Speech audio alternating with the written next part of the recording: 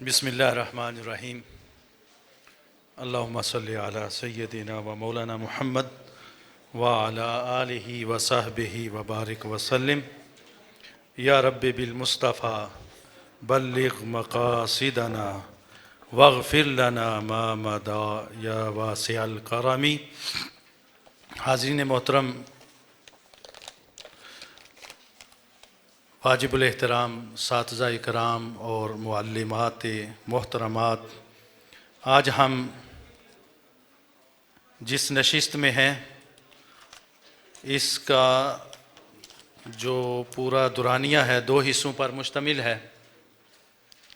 ایک حصے میں اختصار کے ساتھ شرعیہ کے مضامین کا طریقہ تدریس اور دوسرے حصے میں پیپر پیٹرن جو ہے وہ آپ کو بتایا جائے گا۔ پیپر پیٹرن کے لیے ہم نے پرنٹ لے لیا ہے، نمونے کا ایک پرچہ جو ہے آپ سب کو دیا جائے گا اور اس پرچے پر ڈسکشن کر کے آپ کا یہ مسئلہ انشاءاللہ بآحسن طریقے سے حل کر دیا جائے گا۔ شرعیہ کے نصاب کو پڑھانے کے لیے جس طریقے کو ہم نے اختیار کرنا ہے، یہ ایل سی ڈی اگر یہ نہیں چل رہی،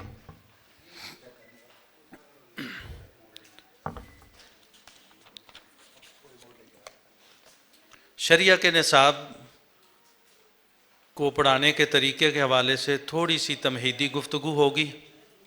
وقت جو ہے ہمارے پاس شیڈول کے مطابق 20 منٹ رہ گئے ہیں، لیکن ہو سکتا ہے 15 سے 20 منٹ مزید لگ جائیں۔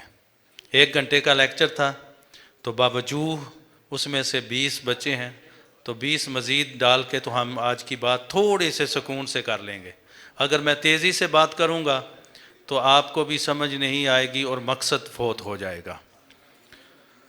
اگر ہم ادھر سلائیڈ کو دیکھیں تو طریقہ تدریس سے کیا مراد ہے، تھوڑا سا اس کو سمجھنے کی کوشش کرتے ہیں۔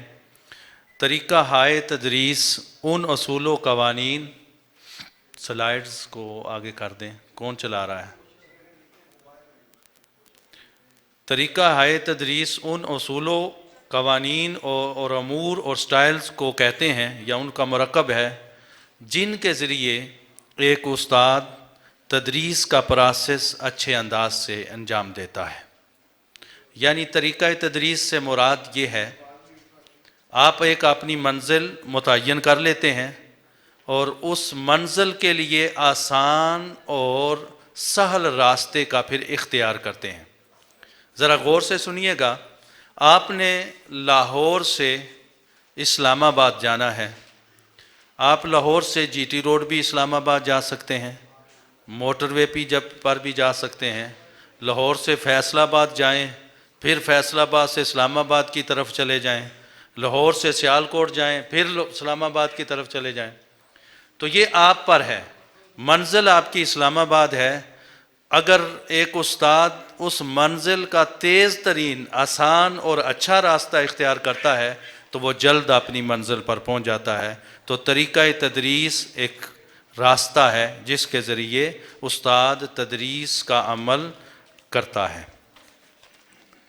اگر ہم دیکھیں کہ طریقہ ہائے تدریس کون کون سے ہیں، اس کی اقسام کیا ہیں، تو ہمیں نظر آتا ہے کہ دو جو طریقے ہیں وہ پائے جاتے ہیں، ایک روایتی طریقہ ہے اور ایک جدید طریقہ ہے۔ روایتی طریقہ کیا ہے؟ استاد سٹیج پر بیٹھ جائے، کرسی پہ بیٹھ جائے اور کتاب پڑھنا شروع کر دے، طلبہ پڑھتے جائیں، سنتے جائیں اور اسی طرح وہ پڑھاتے رہیں۔ یہ روایتی تقلیدی کلاسیکل ہمارا طریقہ ہے۔ اور دوسرا جدید طریقہ یہ ہے کہ استاد اپنی بات کو سمجھانے کے لیے ان وسائل کا استعمال کرے جو آپ کے سامنے ہیں، جدید وسائل یا مشاہداتی وسائل جو ہیں، ایکسپیریمنٹل ایجوکیشن ہو، کوئی چیز دکھا دی جائے اور اس کے ذریعے طلبہ کو وہ جو علم ہے ٹرانسفر کر دیا جائے۔ اگر ہم اس کی مثال لیں قرآن مجید سے، قرآن پاک میں جو انداز تدریس ہے، نیکسٹ سلائیڈ ہے. اس کے لیے یہ آسان سے مشکل کی طرف. کبھی ایسا نہیں ہوا کہ ایک استاد پہلے اپنے شاگرد کو مشکل چیز سکھائے پھر اس کے بعد آسان سکھائے. ہمیشہ آسان سے مشکل کی طرف سفر ہوتا ہے، اور وہی سفر جو ہے علم کا کامیاب ترین سفر ہے، جس کے نتائج اور ثمرات جو ہیں وہ فروٹفل ہیں، اچھے ہوتے ہیں، جو آسانی سے مشکل کی طرف جاتا ہے. آسانی سے مشکل کی طرف جانے کے اس پروسیس میں ایک قرآن مجید کی اگر آیت دیکھیں تو اس سے آپ کو سمجھ آئے گا کہ اس کے اندر کون سا طریقہ تدریس ہمیں سمجھ آ رہا ہے. اللہ رب العزت نے فرمایا وَبَشِّرِ الَّذِينَ آمَنُوا وَعَمِلُوا الصَّالِحَاتِ، یہ ایمان والوں اور عمل صالح کرنے والے لوگوں کے لیے خوشخبری ہے کہ اللہ نے جنت میں ان کے لیے نہریں رکھی ہیں اور پھل رکھے ہیں. اگر دنیا میں نہریں نہ ہوں، پھل نہ ہوں، تو بتانے والے کو، پڑھانے والے کو سمجھ نہیں آتا نہریں کیا چیز ہوں گے اور پھل کیا ہوں گے. تو اللہ رب العزت نے یہی ان کو ہمیں سمجھایا کہ جنت میں نہریں ایسی ہوں گی جیسے تمہارے پاس دنیا میں ہیں، لیکن وہ اپنے کیفیت کی ہوں گی، اپنے حال کے مطابق ہوں گی. ایسے ہی پھل ہوں گے، ایسے ہی ازواج ہوں گی، بیویاں ہوں گی، جیسے تم دنیا میں پھل دیکھتے ہو، دنیا میں خواتین اور ازواج دیکھتے ہو.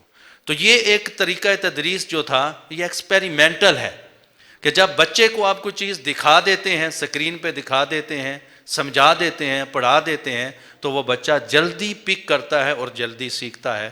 اگر اس چیز کو ہم دوسرے مضامین میں تو یہ پڑھائی جا رہی ہے، دوسرے مضامین کے جو ٹیچرز ہیں دوسری فیلڈ کے، وہ جدید وسائل کو استعمال کر رہے ہیں، LED کو اور اسی طرح جو ہے یہ لیبارٹریز کو. اگر شریعہ والے بھی جتنا ممکنہ حد ہو ان وسائل جدید کو استعمال کریں تو شریعہ کی تدریس بھی آسان اور سہل ہو جائے گی. اس کے بعد میں مزید مثالوں کی طرف نہیں جاتا. یہ متعلم کی ذہنی سطح جو ہے اس کا بھی قرآن پاک میں وَلَقَدْ يَسَّرْنَا الْقُرْآنَ، اللہ نے قرآن کو درسی کتاب بنایا صحابہ کرام کے لیے، اور آج تک قیامت تک مسلمانوں کے لیے یہ درسی کتاب ہے. تو فرمایا کہ یہ درسی کتاب ہم نے پڑھنے والے کے لیے آسان کر دی ہے. اگر کتاب کو پڑھنے والے کے لیے ٹیچر اور معلم آسان کر کے پیش کرتا ہے تو وہ مشکل کتاب بھی طلبہ کے لیے آسان ہو جاتی ہے. یہ استاد کا فن ہے، مہارت ہے، وہ کیسے اس چیز کو تیز آسان کر کے طلبہ کو دیتا ہے. نیکسٹ ہم چلتے ہیں. جو بڑی اہم چیز ہے وہ اگر آیت مبارکہ دیکھیں، اس کا آغاز ہی سوال سے ہو رہا ہے. وَيَسْأَلُونَكَ عَنِ الرُّوحِ، وہ آپ سے روح کے بارے میں سوال کرتے ہیں. تو روح کیا ہے، اس کی حقیقت کیا ہے، یہ ہر بندے کو سمجھ نہیں آتی، دکھائی نہیں دیتی، بلکہ اللہ نے یہاں تک فرما دیا روح جو ہے من امر ربی، یہ اللہ کے حکم کا نام روح ہے. تو سوال کی جو اہمیت ہے، سوال جو ہے اس سے بھی تدریس مشکل چیز بھی آسان ہو جاتی ہے. معلم کیا کرتا ہے، اپنے کلام کا آغاز کرتا ہے تو خود بخود ایسی گفتگو کرتا ہے کہ بچوں کے ذہن میں سوال پیدا ہو جاتے ہیں. وہ لقمے کے طور پر بچوں کو گفتگو دیتا ہے، پھر وہ بچے سوال کرتے ہیں. یہ ایک اچھے کامیاب معلم کا طریقہ ہے. وہ بچے پھر ان کے اندر جرت پیدا ہوتی ہے اور استاد سے وہ ابہام پوچھتے ہیں، وہ سوال پوچھتے ہیں. استاد کو پتہ ہوتا ہے میں نے یہ بات کی، اب مجھ سے یہ سوال ہوگا، میں اس کا جواب دوں گا. سوال کا جواب جب ہوگا تو سوال کرنے والے کو، سننے والے کو، سب کو استفادہ ہوگا اور وہ چیز پختہ ہو جائے گی. اور اس سے علم جو ہے، حتیٰ کہ آگے حدیث بھی آ رہی ہے، جز بھی آ رہی ہے کہ علم جو ہے وہ سوال میں ہے. جو بھی تدریس جس مضمون کی بھی ہے، اگر ہم اسے روزمرہ کی زندگی کے ساتھ ریلیٹ کریں، روزمرہ کی مثالیں دیں، تو اس سے بھی مشکل سے مشکل مضمون بھی آسان ہو جاتا ہے، اور بچوں کی دلچسپی پیدا ہو جاتی ہے جب آپ اس کو ریلیٹ کرتے ہیں۔ یہاں دیکھیں، یہ آیت مبارکہ اگلے صفحے میں آ رہی ہے، اگر اس پر دوبارہ میں آپ کو اگلے صفحے میں غور کریں، اللہ رب العزت نے ارشاد فرمایا کہ جو لوگ دنیا میں پیسہ خرچ کرتے ہیں، اپنے مال میں سے خرچ کرتے ہیں، 1 روپیہ کرتے ہیں تو اللہ اس کو آخرت میں 10 روپے کے برابر ثواب دیتا ہے، یا 70 کے برابر ثواب دیتا ہے، یا 100 کے برابر، یا اس سے بھی زیادہ۔ اب اس بات کی سمجھ نہیں آتی، اللہ نے ایسے طریقے سے سمجھا دیا، فرمایا کہ اس کی مثال ایسے ہی ہے، جب آپ 1 دانہ مٹی میں ملاتے ہیں، 1 دانہ، اس 1 سے 7 بالیاں نکلتی ہیں۔ 1 دانہ 1 ہوتا ہے، اور اس سے جو پودے اور بالیاں نکلتی ہیں 7 نکلتی ہیں، اور ہر بالی کے اوپر ایک سٹا ہوتا ہے، اور اس سٹے کے اندر 100 دانے ہوتے ہیں، یعنی 1 دانہ 700 دانے پیدا کر دیتا ہے۔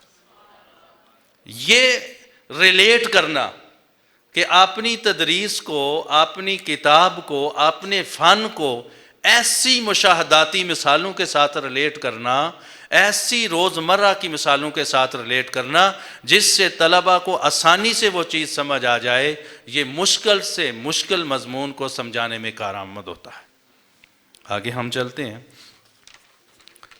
سوالات کے ذریعے جو بات ہوئی تھی، سوالات عربی کا مقولہ ہے، حسن السوال نصف العلم، اچھا سوال آدھا علم ہوتا ہے، اور اچھے سوال اسی ٹیچر کے شاگرد کرتے ہیں جو پہلے ٹیچر طلبہ کے ذہن میں سوال کی جو فیلڈ پیدا کرتا ہے، ایک سوال کی کھیتی لگاتا ہے۔ اچھا ٹیچر وہی ہوتا ہے جو طلبہ کو ایسے معاملے اور ایسے طریقے سے پڑھاتا ہے کہ وہ سوال کرنے کے لیے تیار ہو جاتے ہیں۔ اس کا ایک چیز تو یہ ہوتی ہے کہ ٹیچر جو ہے وہ روب اور دبدبے اور جلال کا نام نہیں ہے کہ جی بڑا روب ہو اور دبدبا ہو، بچہ بول نہ سکے، اگر بولے تو اس کو فوراً بند کر، اس کو خاموش کر دیا جائے، بے ادب ہو گیا ہے۔ ایسا طریقہ ہو تو بچہ کبھی سوال نہیں کرتا، بلکہ وہ اس کلاس کو ایک وقتی عذاب سمجھتا ہے، جتنی دیر تک وہ ٹیچر کلاس میں ہوتا ہے، پھر کہتا ہے کہ یہ عذاب آج کے لیے ٹل گیا ہے، کل پھر دیکھیں گے۔ استاد، مربی، وہ طلبہ کو ہمیشہ اپنے اتنا قریب کرتا ہے، اتنی قربت دیتا ہے کہ بچے ادب میں بھی رہتے ہیں اور سوال بھی کرتے ہیں اور سیکھتے بھی ہیں۔ جو ان کے ذہن میں چیز آتی ہے اس کو ذہن میں نہیں رکھتے بلکہ آگے ٹرانسفر کرتے ہیں اور استاد کو پیش کرتے ہیں کہ استاد جی یہ میرے ذہن میں مسئلہ ہے، کائنڈلی اس پہ رہنمائی فرما دیں۔ اور وہ استاد اچھا، اتنی اچھی اس کی جو ہے اپریسیشن کرتا ہے۔ اس کا سوال اگر کمزور بھی ہے تو کہتا ہے میرے بیٹے نے بہت خوبصورت سوال کیا ہے، کمال سوال کیا ہے، اس کو کچھ اپنی طرف سے جوڑ کر اتنی اہمیت دیتا ہے، بچے کا حوصلہ بڑھ جاتا ہے کہ سوال کرنے میں اتنی جو ہے اپریسیشن ملتی ہے اور بڑا اچھا عمل ہے۔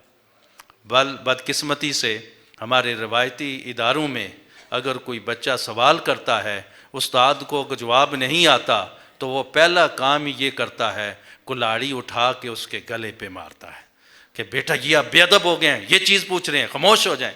ایسے سننے کو ملتا ہے، دیکھنے کو ملتا ہے۔ لیکن اگر اچھا معلم ہو تو وہیں کہے بیٹا یہ سوال مجھے یاد نہیں ہے، اس کا جواب مجھے یاد نہیں ہے، انشاءاللہ کل کے لیکچر میں اس کا میں ڈھونڈ کے جواب آپ کو دوں گا۔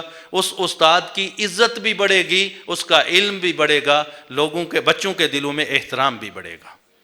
یہ ایک رویہ ہے۔ گفتگو کافی ہے اس پر، لیکن میں ذرا آگے چلتا ہوں۔ یہ کچھ ایسے مفید تدریسی طریقے اور مہارتیں ہیں جن کو اگر ہم سوالات کو اگر استعمال کریں تو اس کے فوائد ہوتے ہیں۔ سوالات کے فوائد کیا ہیں؟ طلبہ کی توجہ برقرار رہتی ہے۔ جب آپ طلبہ سے سوال کرتے ہیں، سوال وہ آپ سے کرتے ہیں، تو تیسری چیز جو ہے وہ ختم ہو جاتی ہے، ڈائریکٹ ہو جاتے ہیں، ایک دوسرے کے ساتھ کنیکٹ ہو جاتے ہیں۔ جب کنیکٹ ہو جاتے ہیں تو تب بھی فائدہ ہوتا ہے. اگر یہ میرا فون ہے، آپ کا فون ہے، تو یہ ڈسکنیکٹ ہیں تو ایک دوسرے کا انٹرنیٹ نہیں لے سکتے. اسی طرح جب ان کو کنیکٹ کر دیتے ہیں ہاٹ اسپاٹ کے ذریعے یا کنیکٹیویٹی کے ذریعے، تو یہ آپ کے نیٹ سے یا میرے نیٹ سے دونوں استفادہ ہو جاتا ہے. جب اسٹوڈنٹ ٹیچر کے ساتھ کنیکٹ ہوتا ہے، دین استاد کا علم کوئی زبان کے ذریعے آتا ہے، کوئی نگاہ کے ذریعے آتا ہے، اور کوئی جسم کے فیوز و برکات کی صورت میں آتا ہے. کنیکٹیویٹی انتہائی ضروری ہے. جو سوالات ہیں دو طرفہ گفتگو کا ذریعہ بھی ہیں. سوالات ہی وہ چیز ہے جس کے ذریعے طلبہ کے اندر تفکر، تدبر، غور و فکر، ریسرچ، بحث اور تفشی پیدا ہوتی ہے. اگر سوالات نہ ہوں تو یہ سارے میادین جامد ہو جاتے ہیں. اسی طرح سوالات وہ ایک اہم چیز ہے جس کے ذریعے طلبہ کی صلاحیتوں میں اضافہ ہوتا ہے. جب بچہ سوال کرتا ہے، استاد اپریشیٹ کرتا ہے. پہلے وہ 1 سٹیپ پہ تھا، وہ اگلے سٹیپ پہ جا کے کرتا ہے، پھر اگلے سٹیپ سے جا کے کرتا ہے. تو یہ سوالات کرنا انتہائی اہم ہے. کلاس کے اندر کسی استاد کا اگر یہ طریقہ ہے تو وہ کامیاب ٹیچر اور کامیاب معلم ہے. اب ہم آگے چلتے ہیں. یعنی قرآن مجید میں بھی بے شمار سوال ہیں. یا اگلے سلائیڈ میں دیکھیں، اللہ نے پوچھا، اللہ نے سوال بیان فرمایا یسألونک ماذا ینفقون. پھر سورہ قاریہ ہے، اس میں بھی سوال ہے القاریہ، کھڑکھڑانے والی کیا ہے، مل قاریہ وما ادراک ما القاریہ. یہ سارے سوال ہیں. سوال کے ذریعے اللہ رب العزت جو ہے یہ ہمیں ایک سوچنے اور تدبر کرنے کا ذریعہ عطا فرما رہا ہے. ٹیچر کے لیے اہم چیز یہ ہے تدریس کے طریقہ کے لیے، چونکہ ٹیچر ہی ہے جو طریقہ تدریس کو استعمال کرتا ہے، کہ وہ اپنے مضمون کی معلومات کو دوسرے مضمون کے ساتھ موازنہ کرتا رہے. موازنہ، کمپیریزن. پھر جو مفہوم مخالفت ہے وہ بھی بیان کرے. جب موازنہ ہوتا ہے تو چیزوں کا بڑی آسانی سے علم ہو جاتا ہے. اگر ایک اچھا بندہ ہے اور ایک برا بندہ ہے تو دونوں کوئی ایکٹ کرتے ہیں، دونوں نے کوئی کام کیا اپنا اپنا، تو ٹیچر کا کام ہے، ٹیچر کی یہ ٹیکنیکس ہیں کہ وہ بتائے کہ یہ کام ہے بیٹا اور ایک یہ کام ہے. اس کو کرنے والوں کو آپ خود بتاؤ کرنے والا اچھا کون ہے اور برا کون ہے. جب موازنہ کرتے ہیں تو موازنہ کے ذریعے بھی چیز کا جو ہے آسانی سے فہم ہوتا ہے. چونکہ عربی کا مقولہ ہے کہ الاشیاء تعرف باضدادها، چیزوں کا جو کی معرفت جو ہے ان کی ضد سے سمجھ آتی ہے، ان کے الٹ سے سمجھ آتی ہے. اب ہم تھوڑا اور آگے جاتے ہیں. ابحاث کی درجہ بندی. نیکسٹ، ابحاث سے مراد وہ مادہ علمی ہے، لٹریچر ہے، یا وہ سبجیکٹ کا مضمون ہے، باب ہے، چیپٹر ہے جو استاد پڑھا رہا ہوتا ہے. تو استاد کو اپنے مضمون کو پڑھانے سے پہلے ان کی درجہ بندی کرنی چاہیے کہ میرے پاس اگر تفسیر میں یہ 6 چیزیں میں نے پڑھانی ہیں، ان 6 چیزوں کو ایک سمیسٹر میں پڑھانا ہے، تو ان 6 چیزوں میں مشکل کون سی چیز ہے، آسان کون سی چیز ہے، اور بچوں کے ذہن کے مطابق کون سی چیز ہے، بیسک کون سی ہے اور کون سی دوسرے پہ ڈیپینڈ کرتی ہے. یہ غور و فکر کر کے استاد کو ان چیزوں کو ابحاث کو تقسیم کر کے طلباء کو پڑھانا چاہیے. اس سے بھی طریقہ تدریس جو ہے ان کا بہتر ہو جائے گا اور طلباء زیادہ سے زیادہ استفادہ کر سکیں گے. میں اب تھوڑا اس حصے کو شارٹ کر رہا ہوں چونکہ عصر کی اذان بھی ہو رہی ہے اور وقت بھی آگے کم ہے. اب ہم آخر میں ایک بات جو ہے میں بیان کر دیتا ہوں مضامین اور پرچہ داد کی تفصیل سے پہلے، جو دوسرا حصہ ہے اس کو بیان کرنے سے پہلے. بات یہ ہے جو روایت چل رہی ہوتی ہے، جو طریقہ کار چل رہا ہوتا ہے، اس کو توڑنے کے لیے نئی روایت، نیا طریقہ قائم کرنے کے لیے بہت امتحانات کا سامنا کرنا پڑتا ہے.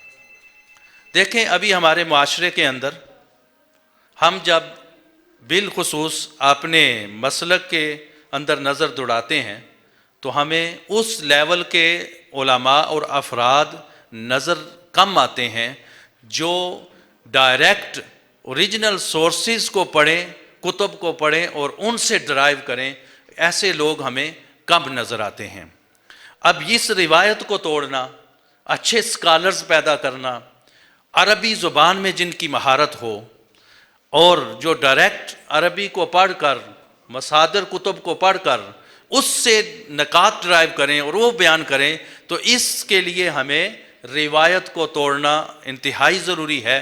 रिवायत क्या है? खुलासों पे काम चल रहा है, तराजम पे काम चल रहा है और शार्ट खुलासों पे काम चल रहा है, गाइड बुक्स पे काम चल रहा है।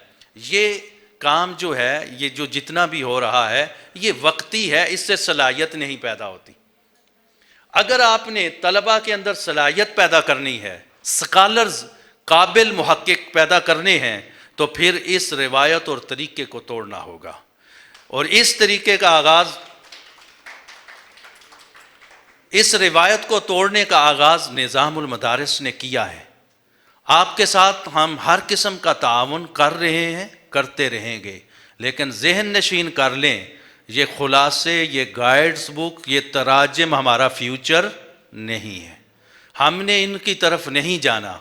हमने ऐसी सलाहियत पैदा करनी है कि हमारे टीचर्स, हमारे मुअल्लिमीन और हमारी मुअल्लिमात अरबी कुतुब को डायरेक्ट पढ़ें और तलबा भी उनसे सीखें, ताकि हमें कुरान और उलूम कुरान, तफसीर, उलूम तफसीर, हदीस, शुरूहात हदीस, अलगरज जितने उलूम दुनिया है वो डायरेक्ट सोर्स से समझ आएँ और हमारे बच्चे और बच्चियाँ एक मजबूत स्कॉलर्स बनकर पाकिस्तान में आए। और जो हमारे ऊपर एक इतराज़ है कि अहले सुन्नत के स्कॉलर्स को अरबी इबारत पढ़ना नहीं आती, मतून पढ़ना नहीं आती, डायरेक्ट जो ओरिजिनल सोर्सेज हैं उन तक इनकी रसाई नहीं है, उस जमूद को, उस जवाल को तोड़ने के लिए इंशाअल्लाह निज़ामुल मदारिस आगे बढ़ेगा और आपको साथ लेकर चलेगा और आप इंशाअल्लाह साथ देंगे। अब हम मज़ामीन और पर्चा जात, जो जिसके हवाले से आपके काफ़ी सवालात और मशाकिल हैं, मैंने अपने लेक्चर्स को बहुत शार्ट कर लिया है और आखिरी जो 20-25 मिनट हैं ये मज़ामीन और पर्चा जात के ऊपर लगाऊंगा। सानविया आमा से लेकर, ये स्लाइड ज़रा तेज़ी से होंगी, इनमें कुछ ज़्यादा मुश्किल बात नहीं है। आप देखें, ये हमारा आमा अवल का साल है, ये आमा अवल का साल जी, इसके अंदर तक 10 मज़मून हैं जो आप पढ़ा रहे हैं मदारिस में। स्लाइड आगे चली गई है, पीछे लाएं, पीछे लाएं, पीछे शुरू में यहाँ से मज़ामीन और पर्चा जात की। जी नेक्स्ट, ये आमा सनाउला है, पहला साल है, इसके अंदर मज़ामीन की तादाद, नेक्स्ट स्लाइड देखें। ये कितने हैं मज़मून देखेंगे, आपको नज़र आ रहे हैं, ये 10 मज़मून हैं, ये 10 मज़मून हैं जो पढ़ाए जा रहे हैं। और इनके पर्चा जात की तफसील अगली स्लाइड में है कि ये पर्चे 8 होंगे, ये पर्चे 8 होंगे, पर्चा जात जो हैं ये 8 होंगे। तर्जमे के साथ हिफ्ज़ और तजवीद इकट्ठा हो जाएगा और तकल्लुम के साथ जो है इंग्लिश और अरबी दोनों इकट्ठे हो जाएंगे। इस तरीके से ये 8 मज़मून बन जाएंगे, 8 पेपर होंगे। अगर आपने जमूद को तोड़ना है, हमने जमूद को तोड़ना है, ये भी सवाल हो सकता है, ज़हन में आ सकता है, जी वहाँ 4 पर्चे होते हैं, 5 होते हैं, 6 होते हैं, हमने क्यों 8 रखे हैं? हमारी मंजिल ऊंची है, हमारा मकसद कुछ और है, हम कुछ और करने जा रहे हैं, इसलिए हमने ये रखा है। जी ये जी हिफ़्ज़ का जो निसाब है बहुत ही मुख्तसर निसाब है, उसके बारे में आपको पॉलिसी इंशाल्लाह बता दी जाएगी। सिर्फ आखिरी पारे के जो आखिरी पारे का निस्फ़ है, 2 सालों में रुबो आखिरी का निस्फ़ बनता है, वो आपके पास इंशाल्लाह आ जाएगी। ठीक है, प्रोवाइड कर देंगे आपको रिटन सूरत में हम तय करके भिजवा देंगे। ठीक है जी। उसके बाद आ जाए, आमा का दूसरा साल है जी, आमा सना सानिया। ये देखें, इसमें आगे चलें, मज़मून हमारे पास आ जाएंगे, नीचे करें, ये मज़मून देख लें, 11 मज़मून हैं। इनके आगे पर्चा जात की तफसील देख लें, ये पर्चा जात 8 हैं।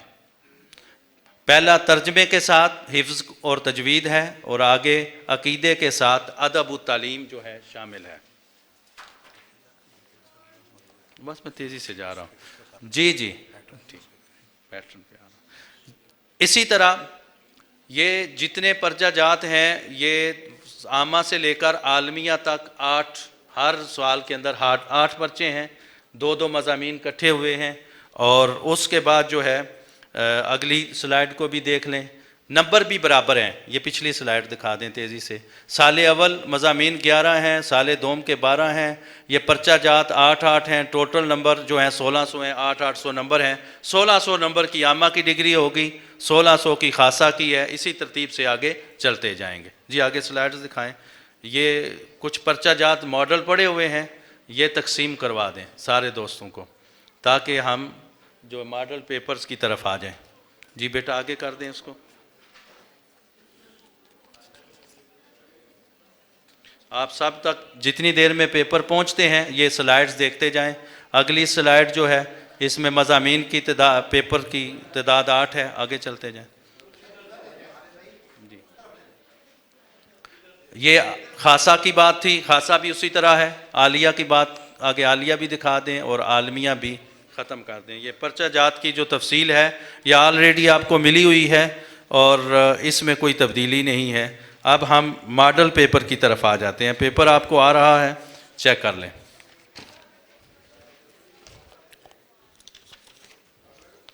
جی مروزی سوالات، ٹھیک ہے، یہاں سے شروع کریں گے۔ پرچہ جات کا اسلوب۔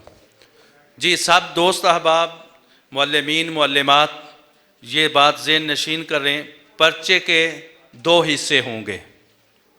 پرچہ 2 حصوں پر مشتمل ہوگا، چاہے وہ ایک ہی پیپر پر ہو، جیسے آپ کے سامنے پیپر آ گیا ہے، آپ سب کو مل گیا پیپر۔ یہ عالمیہ کا پیپر ہے، سال دوم کا، ایک سیمپل کے طور پر میں نے آپ کو پیش کیا ہے۔ پہلا حصہ مروزی ہوگا، معروضی طرز سوالات۔ اس میں معروضی میں ساری چیزیں آتی ہیں، فل ان دی بلینکس وغیرہ وغیرہ، لیکن ہم نے ابھی صرف مختصر سوالات رکھے ہیں۔ 10 سوالات ہوں گے مختصر، اور مختصر جو 10 سوالات ہیں وہ ایک سوال 2 نمبر کا ہوگا، اور یہ 10 مل کر 20 نمبر کا یہ ایک سوال ہو جائے گا۔ پہلا سوال جو لازمی سوال ہے وہ 10 اجزاء پر مشتمل ہوگا، جس کے اندر چھوٹے چھوٹے 10 سوال کیے جائیں گے اسی سلیبس سے جو آپ نے پڑھا ہے، اور ان 10 اجزاء میں سے ہر جز کا نمبر 2 ہوں گے اور 20 نمبر کا سوال ہوگا۔ اس میں بات ذہن نشین کر لیں، جو بھی مضمون پڑھ رہے ہیں اس مضمون میں کون سی کتاب پڑھائی جا رہی ہے۔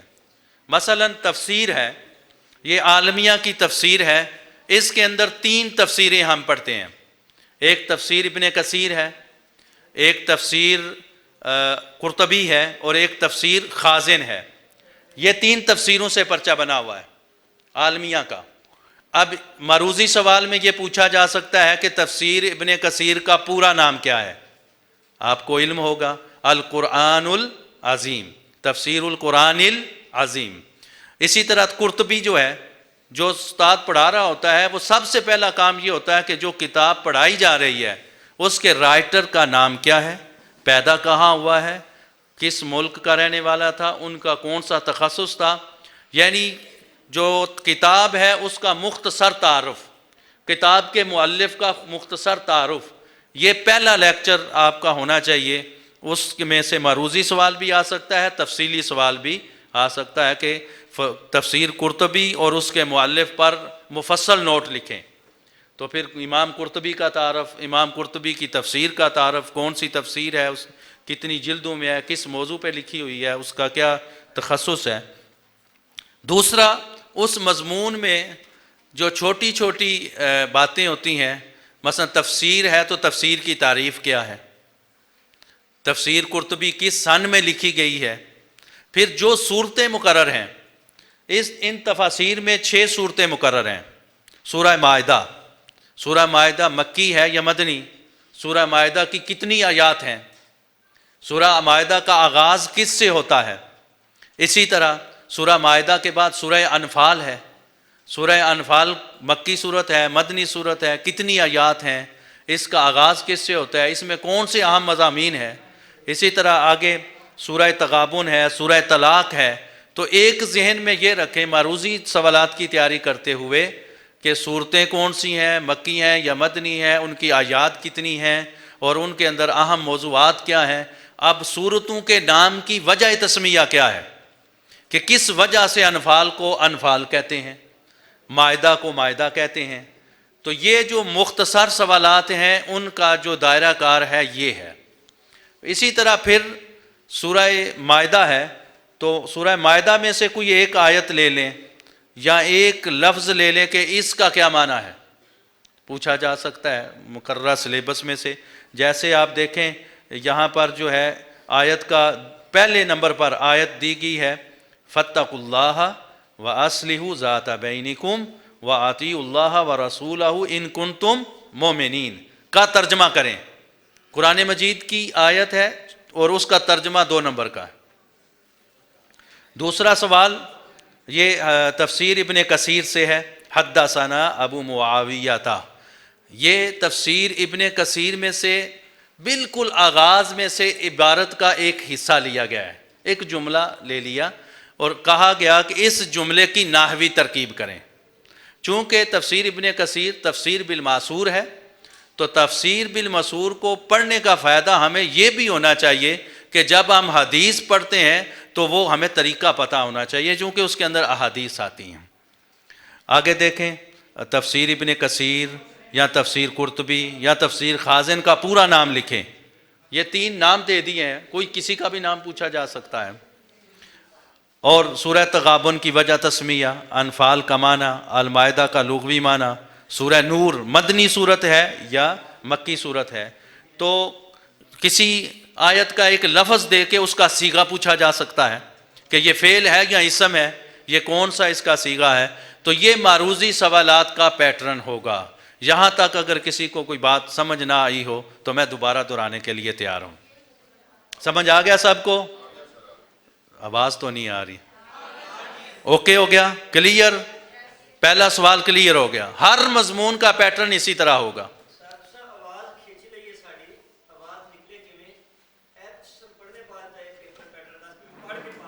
انشاءاللہ.